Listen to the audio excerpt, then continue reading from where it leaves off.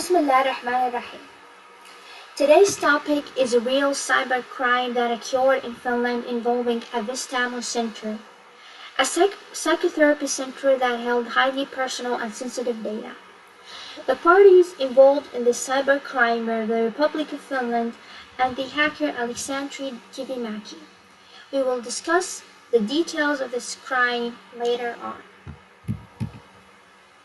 Now, we will talk about who, what, when, and where.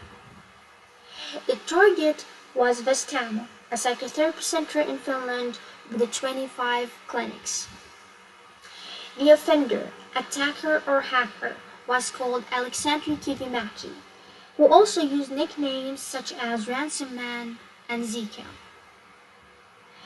Regarding the intrusion windows, he gained unauthorized access to the system during two periods.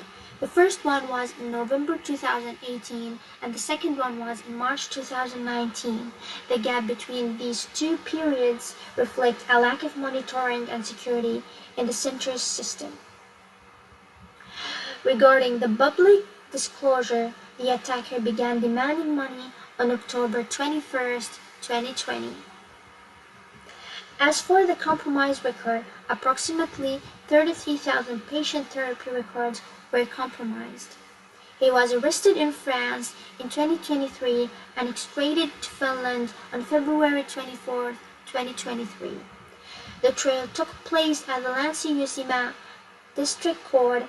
The first verdict was issued in 2024, followed by an appeal verdict in 2026. Now, we will follow up with the timeline of the case.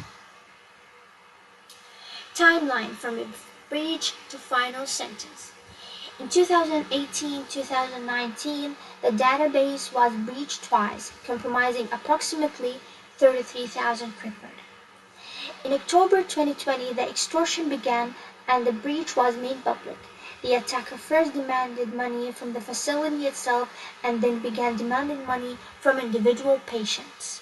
In February 2023, he was arrested in France. In August 2023, the case file was sent to the prosecutors. In April 2024, the district court issued its verdict, sentencing him to 6 years and 3 months in prison. In 2026, the Court of Appeal increased the sentence to almost 7 years, just 1 month short. Details of the attack.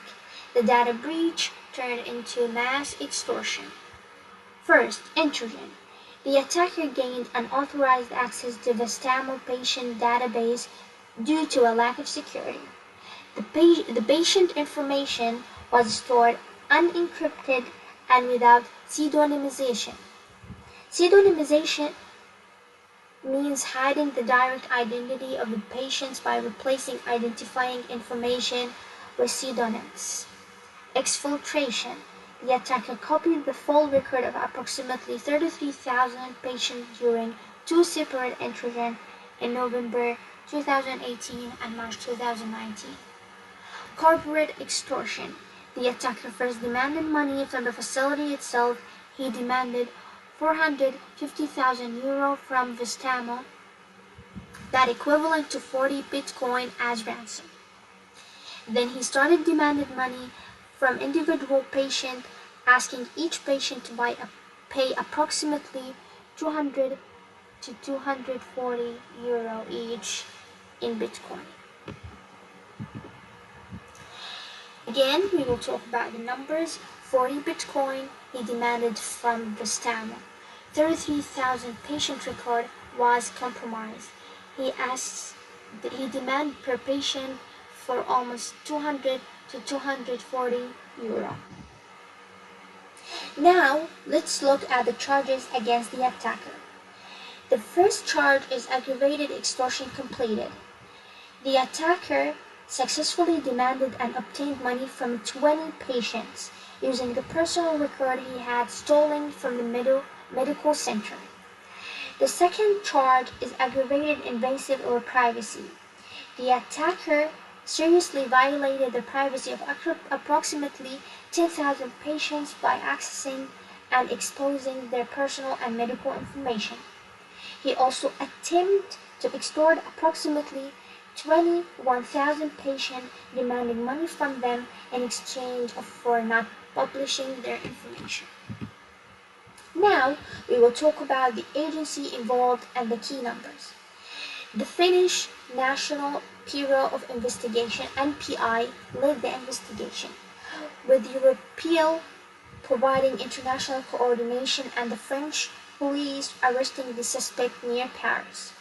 Investigators examined approximately 1 petabyte of seized digital data, received more than 23,000 victim reports, and produced 2,200 pages final investigation report.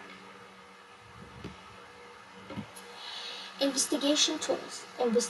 How investigators track the attacker.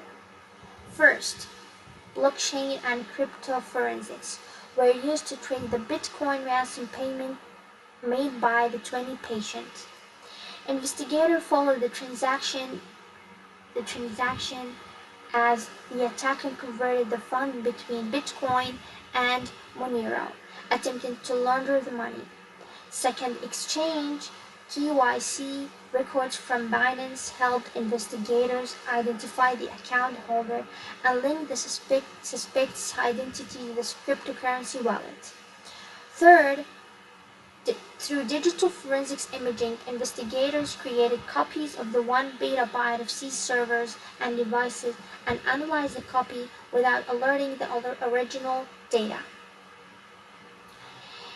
Finally, financial correlation was used to match banking transfers with the timing of the ransom payments. International legal assistance also helped enable the suspect's arrest in France and his extradition. Chain of custody and evidence. Now we will talk about the chain of custody and the evidence. First, seizure. Servers, devices, and wallets seized under KRP warrant. Second, forensics imaging. Forensics copies were created and used for analysis instead of the original data. Then, preservation.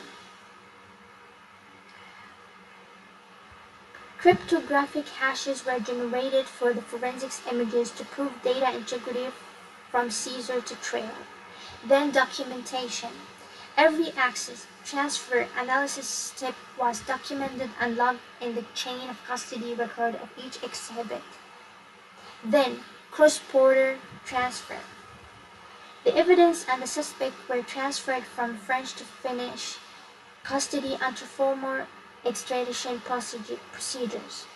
Finally, court presentation. The 2,200-page report and digital exhibits were presented as evidence. No single piece of evidence was decisive. Instead, the court considered the totality of the evidence. And now, we talked about the charges, but there is aggravated data breach.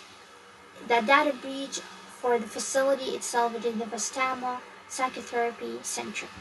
Then, the aggravated attempt extortion for almost 21,000 patients, the aggravated extortion completed for almost 20 patients, the aggravated invasion of privacy for almost 10,000 patients. We should also note that the former CEO was separately found guilty of a data protection offense for failing to adequately secure the patient register. So it was not only the hacker who faced charges, the former CEO was also held responsible for neglecting the required security measures. Now we will talk about the court results and sentencing. On April 2024, the district court found the attacker guilty on all core counts and sentenced him to 6 years and 3 months in prison. In February 2026, the Court of Appeal upheld the conviction but increased the sentence to 6 years and 11 months, which was 1 month short of the 7-year maximum sentence. Why was the target sensitive? because it contained highly sensitive psychotherapy record of nearly 33,000 patients and had weak protection of sensitive data. This made it an attractive target for a cyber attack, and the breach later developed into large-scale extortion campaign. This case shows the importance of strong data protection and proper cybersecurity measures when handling sensitive patient information. Thank you so much.